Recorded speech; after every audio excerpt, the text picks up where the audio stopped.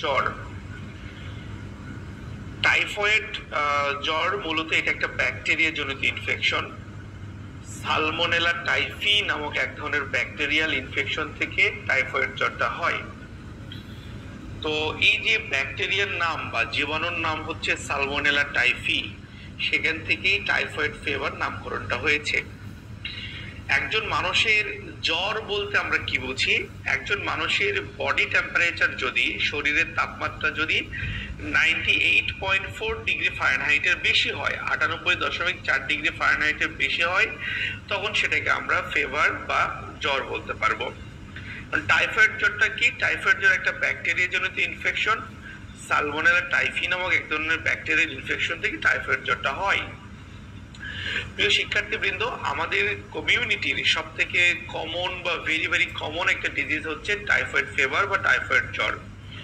তো এই typhoid ফিভারের symptoms গুলো কি কি হতে পারে দেখেন। সিমটমস দেখেন, fever new to rise gradually, মানে বিষয়টা এরকম যে টাইফয়েড জ্বরে আমরা যেটা দেখতে পাই যে একটা পেশেন্টের জ্বর হয় এবং প্রথম 2-1 দিন হালকা হালকা জ্বর হয়, দিনে দিনে জ্বর বাড়তে থাকে। এই যে প্রথমে হালকা জ্বর দিয়ে শুরু, তারপরে দিনে দিনে জ্বর বাড়তে থাকে, জ্বর 104-5 ডিগ্রি পর্যন্ত উঠে যেতে পারে। নর্মালি 102-3 এর মধ্যে থাকে, অনেক সময় 104 বা 5 ডিগ্রি ফারেনহাইট পর্যন্ত হতে পারে। তো এই যে প্রথম 2-1 দিন হালকা হালকা জ্বর, তারপরে দিনে দিনে জ্বর বাড়ছে এবং জ্বর হালকা জ্বর, তারপরে দিনে দিনে জ্বর বাড়তে থাকবে, জ্বর 103 থেকে 105 ডিগ্রি ফারেনহাইট পর্যন্ত হতে পারে টাইফয়েড জ্বরে। তো এরপরে কি দেখেন, টাইফয়েড জ্বরের আরেকটা সিমটম, সেটা হচ্ছে মায়ালজিয়া। মায়ালজিয়া কথার অর্থ হচ্ছে বাবা শরীর ম্যাচম্যাচ করা বা শরীর ব্যথা। তারপরে হচ্ছে হেডেক বা মাথা ব্যথা। তারপরে হচ্ছে নশিয়া, ভমিটিং। নশিয়া মানে বমি বমি ভাব, ভমিটিং মানে হচ্ছে বমি করা। তারপরে হচ্ছে অ্যাবডোমিনাল ক্র্যাম্প, পেটের মধ্যে মোচড় দেওয়ার মতো ব্যথা হবে বা আমাশয়ের মতো ব্যথা হবে। তারপরে পোর অ্যাপিটাইট, পোর অ্যাপিটাইট, ক্ষুধা মন্দা হবে, খাবারের রুচি কমে যায়। কফ বা কাশি হয়, সোর থ্রোট বা গলা ব্যথা হয়। তারপরে হচ্ছে অ্যান্টিবায়োটিক শুরু করার 5ম দিন থেকে, আচ্ছা এটা দরকার না, এটা পরে হবে। তো প্রিয় শিক্ষার্থীবৃন্দ, একজন মানুষের প্রথমে 2-1 দিন হালকা হালকা জ্বর, দিনে দিনে জ্বর বাড়তে থাকবে, জ্বর 103 থেকে 105 ডিগ্রি ফারেনহাইট পর্যন্ত হতে পারে। এই যে প্রথমে হালকা হালকা জ্বর, দিনে দিনে জ্বর বাড়ে। আরেকটা গুরুত্বপূর্ণ কথা, টাইফয়েডের ক্ষেত্রে আমরা যেটা দেখেছি যে দিনে জ্বর কম হয়, রাতে জ্বর বেশি হয়। দিনে জ্বর কম বা জ্বর থাকে না, অনেক সময় রাতে জ্বর বেশি। এই যে দিনে জ্বর কম, রাতে জ্বর বেশি, প্রথমে 2-1 দিন হালকা হালকা জ্বর, দিনে দিনে জ্বর বাড়ছে, এটা কিন্তু টাইফয়েডের লক্ষণ। সঙ্গে মায়ালজিয়া বা শরীর ব্যথা, হেডেক বা মাথা ব্যথা থাকবে, নশিয়া এবং ভমিটিং, মানে নশিয়া মানে বমি বমি ভাব বা মানে বমি হতে পারে, অ্যাবডোমিনাল ক্র্যাম্প বা পেটে মোচড় দেওয়ার মতো ব্যথা হতে পারে। এই যে লক্ষণগুলো আছে, এগুলো যে সবগুলো একসঙ্গে থাকবে তা কিন্তু নয়।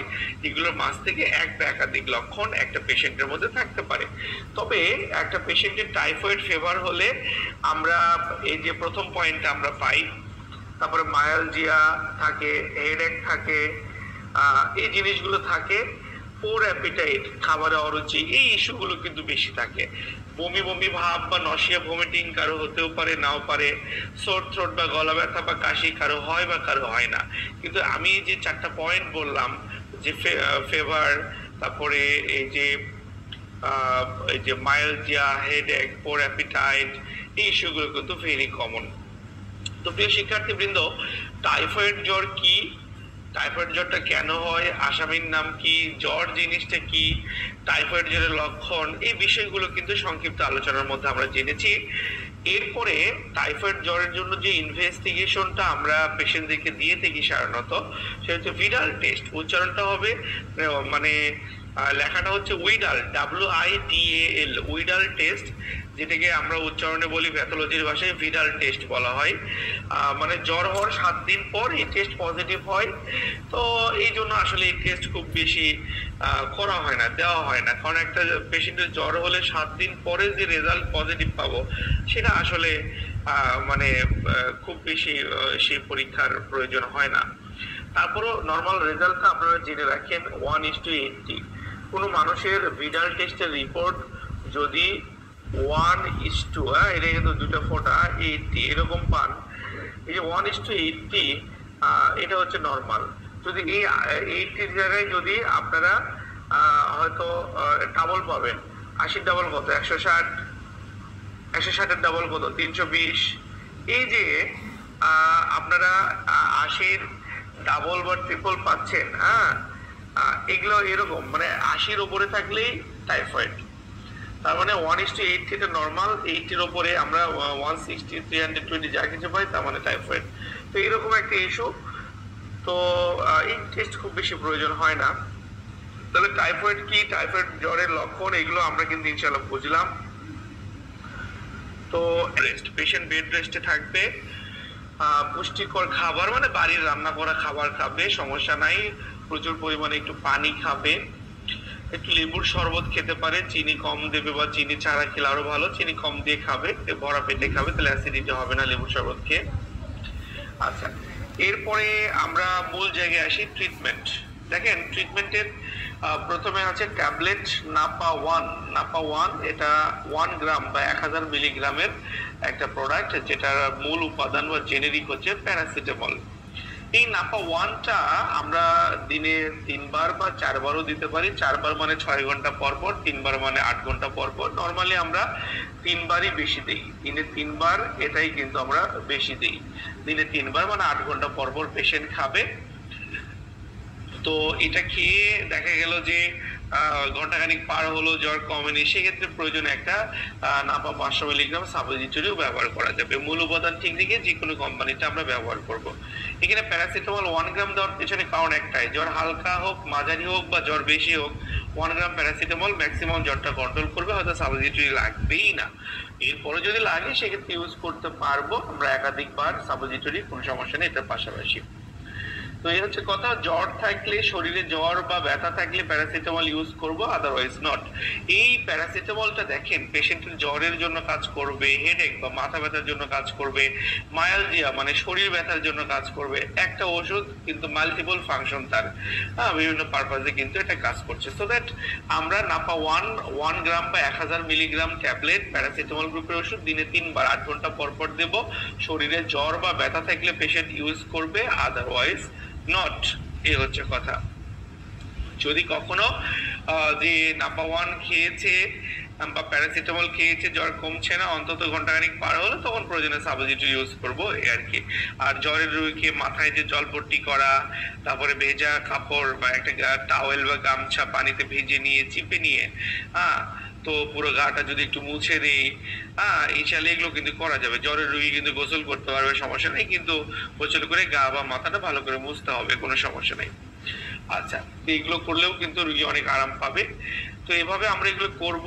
এরপরে দেখেন ট্যাবলেট এজেড 500 মিলিগ্রাম অ্যাজিথ্রোমাইসিন গ্রুপের অ্যান্টিবায়োটিক, মানে এটা আমরা 2 টাইমস ডেইলি, দিনে 2 বার, সকালে একটা রাতে একটা, 5 থেকে 7 দিন আমরা ব্যবহার করব। নরমালি 5 দিন দিবেন, চাইলে আরো 2 দিন বাড়িয়ে দেওয়া যাবে, কোনো সমস্যা নাই। পেশেন্ট যদি কোনো অ্যান্টিবায়োটিক না খেয়ে আসে, সরাসরি আপনার কাছে এসেছে, আমার মনে হয় যে অ্যাজিথ্রোমাইসিন অ্যান্টিবায়োটিক 2 বেলা করে 5 দিন বা 7 দিনে কোর্স দিলে মন আল্লাহর রহমতে পেশেন্ট সুস্থ হয়ে যায়, এই আর কি। এই হচ্ছে কথা।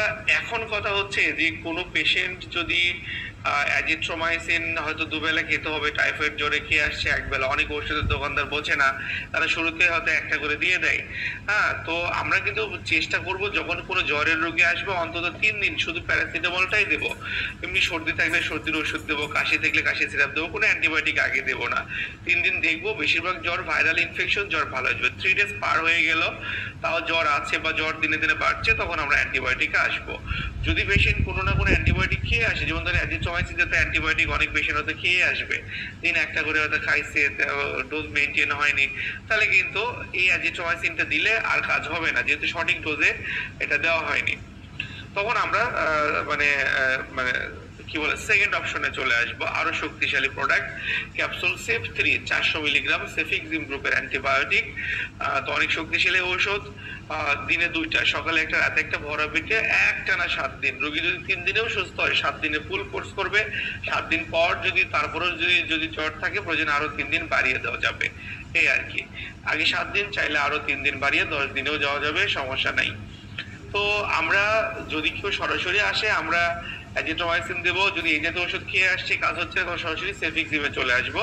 মূল উপাদান ঠিক রেখে আমরা কোম্পানি চেঞ্জ করতে পারবো। কেউ যদি এই জাতীয় অ্যান্টিবায়োটিক খেয়ে আসছে কাজ হচ্ছে না, বা খাওয়া লাগবে 400 মিলিগ্রাম খাইছে 200, অনেক ওষুধের দোকানদার বা পলিটিক্স বোঝে না, ডোজ কম দিয়ে দেয়, ডোজিং হয়নি, তো আপনার শত্রুরা যদি আপনার মানে কি বলা যায় যে আপনার শক্তিটাকে দুর্বল ভাবে জেনে যায়, বা আপনার পাওয়ার মানে আপনি 400 লাগবে ইউজ করেছেন 200, এতে কিন্তু শত্রুরা কেমিক্যালটাকে চিনে ফেলছে, ক্ষতিকর ব্যাকটেরিয়া গুলো এই অ্যান্টিবায়োটিকটাকে কিন্তু চিনে ফেলতেছে। তারা কিন্তু পরবর্তীতে দ্রুত অ্যান্টিবায়োটিকের জিনিসটা প্রতিরোধ ক্ষমতা করে তোলার চেষ্টা করবে, সো দ্যাট পরবর্তী ডোজ বাড়িয়েও খুব বেশি বেটার রেজাল্ট হবে না। সোজা একদম third option, hard line, third degree এখানে চলে আসতে হবে। সেটা হচ্ছে ইনজেকশন ট্রাইজন সেফট্রাক্সন, এটা আমরা ব্যবহার করব 2 গ্রামের ইনজেকশন, প্রতিদিন একটা করে 7 দিনে 7টা করলেই হবে। ট্রাইজনের মূল উপাদান হচ্ছে সেফট্রাক্সন। মূল উপাদানটা টাইপ করতে ভুলে গেছি, CEFTRIAXONE, সেফট্রাক্সন গ্রুপের ওষুধ হচ্ছে ট্রাইজন, ঠিক আছে, CEFTRIAXONE, সেফট্রাক্সন গ্রুপের ওষুধ হচ্ছে ট্রাইজন, 2 গ্রাম ট্যাবলেট, প্রতিদিন একটা করে 7 দিনে 7টা ইনজেকশন করা যায়, অথবা 1 গ্রাম সকালে 1 গ্রাম রাতে, এভাবে 7 দিনে 7টা ইনজেকশন করা যায়। খালি একটা কথা মনে রাখবেন, এই অ্যান্টিবায়োটিক ইনজেকশনটা কিন্তু ভেরি স্লো করতে হবে, 5 মিনিট, এটা কমই বলা হয়েছে। একটা ইনজেকশন, অ্যান্টিবায়োটিক ইনজেকশন যদি 10 মিনিট টাইম না করেন আরো ভালো, আস্তে করে একটু ওই যে বাটারফ্লাই দিয়ে দেবেন, আস্তে করে একটু চাপ দেবেন, হাতটা একটু নাড়ায় দেবেন, আস্তে আস্তে ঢুকুক, আবার একটু চাপ দেন, আবার একটু হাতটা নাড়ায় দেন, এভাবে করে আস্তে আস্তে দেওয়া যাবে, ঠিক আছে। আমরা আপনাদের ইনজেকশন প্রসেস গুলো শেখাবো, কোনো দুশ্চিন্তা করার প্রয়োজন নাই। এইভাবে কিন্তু আমরা পেশেন্টকে আমরা মানে সহযোগিতা করব। তো দেখেন, মাত্র 2টো ওষুধ, 1 আর 2 কিন্তু চিকিৎসা কমপ্লিট। 1 নম্বরে প্যারাসিটামল, 2 নম্বরে একটা অ্যান্টিবায়োটিক। রোগী সরাসরি আসলে অ্যাজিথ্রোমাইসিন, যদি এই জাতীয় ওষুধ খেয়ে আসে তাহলে সেফিক্সিমে যাবো, সেফ3-তে যাবো, ওগুলো খেয়ে আসলে তখন ফাইনালি ট্রাইজন বা সেফট্রাক্সন আমরা চলে আসবো। তো স্কয়ারের সেপ্ট্রন নামেও পাওয়া যায় সেফট্রাক্সন, তো যে কোনো কোম্পানির, বাংলাদেশের ম্যাক্সিমাম কোম্পানির ইনজেকশনই বেটার কোয়ালিটির নিশ্চিন্তে দিতে পারেন।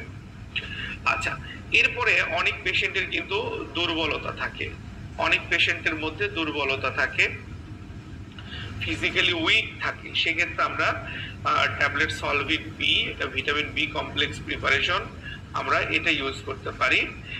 আর হচ্ছে আরো বেশি বেটার হয় ট্যাবলেট বিকোজিন, ভিটামিন বি কমপ্লেক্স এবং জিঙ্ক প্রিপারেশন, এটা সকালে একটা রাতে একটা, 1 ফাইল দেবো, 1 ফাইলে 30টা ট্যাবলেট থাকে, 15 দিন যাবে। এই ভিটামিন বি কমপ্লেক্স এবং জিঙ্ক প্রিপারেশন একদিকে তার ইমিউন সিস্টেমকে বুস্ট করবে, একদিকে তার রোগ প্রতিরোধ ক্ষমতাকে বাড়াবে, আবার অন্যদিকে তার কিন্তু মানে শরীরে শক্তি বৃদ্ধি করবে, পাশাপাশি রুচিও বাড়ায় ভিটামিন জিঙ্ক প্রিপারেশন, ঠিক আছে। তো আমাদের মূলত দরকার পেশেন্টের রোগ প্রতিরোধ ক্ষমতা বাড়ানো এবং শক্তি বাড়ানো। তো বিকোজিনটা ব্যবহার করবেন, ভিটামিন বি কমপ্লেক্স এবং জিঙ্ক প্রিপারেশন, বা মূল উপাদান ঠিক রেখে অন্য কোম্পানিরটাও দেওয়া যাবে। তো এটা কিন্তু আমরা 1 ফাইল দেবো, 2 বেলা করে খাবে, ইনশাআল্লাহ বেটার রেজাল্ট হবে। এরপরে যদি পেশেন্ট বমি নিয়ে ক্লেম করে যে বমি বমি ভাব আছে বা বমি আছে, সেক্ষেত্রে আমরা ট্যাবলেট এমিস্ট্যাট 8 মিলিগ্রাম অন্ডারসেট্রন গ্রুপের ওষুধ দিনে 3 বার, ভাত খাওয়ার 30 মিনিট পূর্বে আমরা দেব। বমি না হলে খাওয়ার প্রয়োজন নেই, বমি না হলে খাওয়ার প্রয়োজন নেই। অর্থাৎ বমি বমি ভাব বা বমি নিয়ে যদি পেশেন্ট ক্লেম না করে, তাহলে কিন্তু আমরা ক্লেম না করলে 4 নম্বরটা দেবই না, বমির কথা না বলে দেবই না। তবে 1, 2, 3 এই 3টা দিয়ে বেটার রেজাল্ট পাবেন ইনশাআল্লাহ। মাত্র 3টা ওষুধ টাইফয়েডের মতো একটা গুরুত্বপূর্ণ প্রবলেমের সমাধান কিন্তু মহান আল্লাহর রহমতে আমরা দিতে পারছি।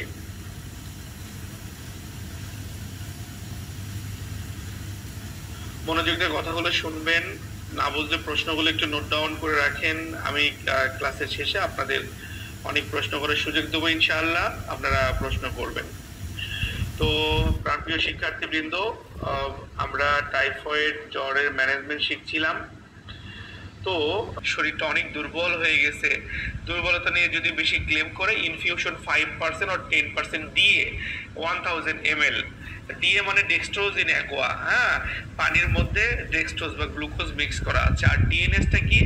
Dextrose in normal saline. Normal saline মানে লবণ পানি, তার সঙ্গে মধ্যে ডেক্সট্রোজ আছে মানে গ্লুকোজ আছে, অর্থাৎ লবণ পানি এবং গ্লুকোজের সংমিশ্রণ হচ্ছে ডিএনএস। যে কোনো ডিএনএসটা আমার বেশি পছন্দ। যদি রোগীর ডায়াবেটিস না থাকে ডিএ অথবা ডিএনএস যে কোনো একটা স্যালাইন দেবেন, আর ডায়াবেটিস থাকলে নর্মাল স্যালাইন দেবেন, কোনো সমস্যা নেই। তো যাই হোক, এই ডিএ বা ডিএনএস বা নর্মালি এনএস বা নর্মাল স্যালাইন যে কোনো একটা স্যালাইন করেন। ডায়াবেটিস না থাকলে ডিএনএসটা দিন, বেশি ভালো হবে। এই স্যালাইনটা কি করতে হবে? এই স্যালাইনটা রুগীর ভেইনে লাগাই দেবেন, প্রতি মিনিটে 30-40 ফোঁটা করে দিয়ে দেবেন। ইনশাআল্লাহ এই স্যালাইনটা চললে রুগী কমপ্লিটলি আরাম পাবে, সুস্থ বোধ করবে ইনশাআল্লাহ। এখন অনেকে আছে এই স্যালাইনের মধ্যে কেউ যে একটু ভিটামিন ইনজেকশন ঢুকিয়ে দেয়, যেমন vitamin B complex injection, B54 বা ভিপ্লেক্স, দুইটা বি কমপ্লেক্স ইনজেকশন স্যালাইনের মধ্যে ঢুকে দিলেন, স্যালাইনের কালারটা একটু চেঞ্জ হলো, দেন কোনো সমস্যা নাই, দেওয়া যাবে। কেউ অনেকে একটা ক্যালসিয়াম ইনজেকশন দেন, সমস্যা, আর কিছু লাগবে না, এগুলো দেন। দিয়ে স্যালাইনটা করে দিলে হয়তো রুগী আরো একটু মানে আরো আরাম পায়, মজা লাগে, দিতে পারেন। আদারওয়াইজ এই স্যালাইন গুলো রুগী মানে আরাম পাবে। তো এনিওয়ে এইভাবে কাজ করব। আর হচ্ছে যে এই যে রুগীর ট্রিটমেন্ট কমপ্লিট, রিল্যাপসিং ফিভার শেষ, দুর্বলতা কমানোর জন্য প্রয়োজনে স্যালাইন দিলেন, সব ওকে। তো অনেক রুগীর কিন্তু টাইফয়েড জ্বরের রুগীর কিন্তু একটা ক্লেম থাকে অনেক সময়, সেটা হচ্ছে কি যে জ্বরের কারণে খাবারের রুচি টুচি একবারে নষ্ট হয়ে গেছে। তো জ্বর ভালো হয়েছে, রুগী মোটামুটি সুস্থ, কোনো সমস্যা নাই, কিন্তু রুচি নাই, খাবারের রুচি নাই। এই যে জ্বরের জন্য যে অ্যান্টিবায়োটিক গুলো দিয়েছি, কোর্স কমপ্লিট, কিন্তু খাবারের রুচি নেই। অ্যান্টিবায়োটিকের কোর্স কমপ্লিট হওয়ার পর তারপর আমরা রুচির চিকিৎসা যদি রুগী চায় আমরা দেব। কি দেব দেখেন, ট্যাবলেট E4DO আছে, 10 মিলিগ্রাম ট্যাবলেট, ডমপেরিডন গ্রুপের ঔষধ। এটা দিনে 3 বার 7 দিন, ভাত খাওয়ার 30 মিনিট আগে খাবেন। যে কোনো কোম্পানির ডমপেরিডন দেন, আমার রেডিয়েন্ট কোম্পানির প্রোডাক্ট কোয়ালিটি অনেক ভালো লাগে, যেখানে রেডিয়েন্টের E4DO দিয়েছি, দাম কম কাজ বেশি, ভালো। দিনে 3 বার 7 দিন ভরা পেটে খাবে, খালি পেটে খাবে, ভাত খাওয়ার 30 মিনিট পূর্বে। আর এটা এর সঙ্গে ট্যাবলেট রেব আছে 20, র্যাবিপ্রাজল গ্রুপের গ্যাসের ওষুধ, দিনে 2 বার, সকালে আর রাতে 7 দিন, এটাও খাবার 30 মিনিট পূর্বে। প্রিয় শিক্ষার্থীবৃন্দ, একটা পেশেন্টকে প্রপারলি রুচি ফিরে আনার জন্য 1 আর 2 কিন্তু যথেষ্ট, অন্য কিছু লাগবে না। এরপরও যে যদি মনে করেন যে অ্যাডিশনাল আরো কিছু দিতে চান, রুচি নিয়ে, রুচির সমস্যা না, অনেক বেশি কমপ্লেন রুগীর, প্রয়োজনে হামদর্দের সিরাপ কার্মিনেটে অ্যাড করে দেবেন, 3 চামচ করে দিনে 3 বার, 7 দিন, 15 দিন বা 1 মাস। ভাত খাওয়ার 30 মিনিট পূর্বে এটা কিন্তু ব্যবহার করা যায়। 3 চামচ দিনে 3 বার, 7 দিন, 15 দিন বা 1 মাস, ভাত খাওয়ার 30 মিনিট পূর্বে এটাও খাবে, এটা দিতে পারে, ঠিক আছে। তো কার্বিনা একদিকে রুচি বাড়ায়, আরেকদিকে পায়খানাটাকেও সফট করে, সুন্দর করে। এটা যে যদি প্রেগনেন্ট লেডির এই জাতীয় সমস্যা হয় তাহলে আমরা কি করব? এই প্যারাসিটামল কিন্তু প্রেগনেন্সিতে সেফ, এটা আমরা দিতেই পারি। তবে নাপা 1 মানে হচ্ছে 1000 মিলিগ্রাম, তা না দিয়ে নাপা এক্সটেন্ড দেবো, EXTEND, নাপা এক্সটেন্ড 665, এটা দেবো, নাপা 665টা দেবো, ঠিক আছে। নাপা 665 মানে নাপা এক্সটেন্ড। একটু প্যারাসিটামলের পাওয়ারটা কমে যাবে, যদি 1 দিলেও ক্ষতি নাই, তারপরে প্যারাসিটামলের পাওয়ারটা একটু কমাই দিলাম আর কি, ঠিক আছে, যেন বেবির উপরে কোনো ক্ষতিকর ইম্প্যাক্ট না পড়ে। সো তাহলে প্যারাসিটামল কিন্তু প্রেগনেন্সিতে সেফ, শুধু 1 গ্রাম বা 1000 মিলিগ্রামের জায়গায় আমরা কিন্তু 665 মিলিগ্রাম দিয়ে দেবো, একটু পাওয়ারটা কমাই দিলাম। তারপরে অ্যাজিথ্রোমাইসিন অ্যান্টিবায়োটিক, এটাও প্রেগনেন্সিতে সেফ, সেফিক্সিম এটাও সেফ, সেফট্রাক্সিন এটাও সেফ। 3টা অ্যান্টিবায়োটিকের প্রতিটাই প্রেগনেন্সিতে নিরাপদ। সো এই 3টার যে কোনো একটা দিতে পারি, তবে আমরা চেষ্টা করব 3টা অ্যান্টিবায়োটিকের 3টাই প্রেগনেন্সিতে সেফ, তবে আমরা চেষ্টা করব এগুলোর মানে যে কোনো একটা দিয়ে চিকিৎসা দিতে। শুরু থেকে আমরা হয় অ্যাজিথ্রোমাইসিন দেবো, আদারওয়াইজ সেফিক্সিম দেবো, আদারওয়াইজ সেফট্রাক্সিন দেবো। তবে পারতপক্ষে কাউকে ইনজেকশনে যাবেন না, যদি একান্ত প্রয়োজন হয়, অন্যান্য ওষুধ খেয়ে আসছে, কাজ হচ্ছে না, তখন ইনজেকশনে যেতে হবে। তারপরে এই যে বিকোজিনটা প্রেগনেন্সিতে নিরাপদ, বমির ওষুধ প্রেগনেন্সিতে নিরাপদ। সো এই যে আমি ফার্স্ট পেজে যে প্রেসক্রিপশনটা দিয়েছি, প্রতিটা ঔষধ প্রেগনেন্সিতে নিরাপদ, এটাই কিন্তু টাইফয়েডের প্রধান চিকিৎসা। এইটুকু হলেই চলবে, ঠিক আছে। প্রেগনেন্সিতে আর কিছু আমাদের প্রয়োজন নেই। সো দ্যাট আমি এমন ভাবে একটা প্রেসক্রিপশন সাজিয়েছি যে লেডি হলো আল্লাহ বসা, ওগুলো দিয়ে পেশেন্ট সুস্থ হবে। স্যালাইন ট্যালাইন এগুলো আমরা দেবো না প্রেগনেন্সিতে, প্রেগন্যান্সিতে একান্ত শরীর দুর্বল হলে হার্টম্যান solution HS, হার্টম্যান solution HS saline এটা দিতে পারি। যদি অতিরিক্ত শরীর দুর্বল হয় হার্টম্যান সলিউশন স্যালাইনটা দিতে পারি প্রতি মিনিটে 30-40 ফোঁটা করে এটা। আদারওয়াইজ স্যালাইনও খুব বেশি এসেনশিয়াল না। তো তাহলে ডমপেরিডন প্রেগন্যান্সিতে আমরা গ্যাসের ওষুধটা দিতে পারেন, গ্যাসের ওষুধটা দেওয়া যায়। ঠিক আছে, তো এইভাবে আমরা একটা অ্যাডাল্ট মেল ফিমেল পেশাবো। শিশুদেরটা এখন বলবো না, বড়দের চিকিৎসা শেষ হয়ে গেলে শিশুদের কমন রোগের প্রেসক্রিপশনটা আলাদাভাবে দেখিয়ে দেবো শেষে, কোর্সের শেষে। এখন না, এখন শিশুদের ডোজ ক্যালকুলেট করতে নিলে আপনাদের মাথা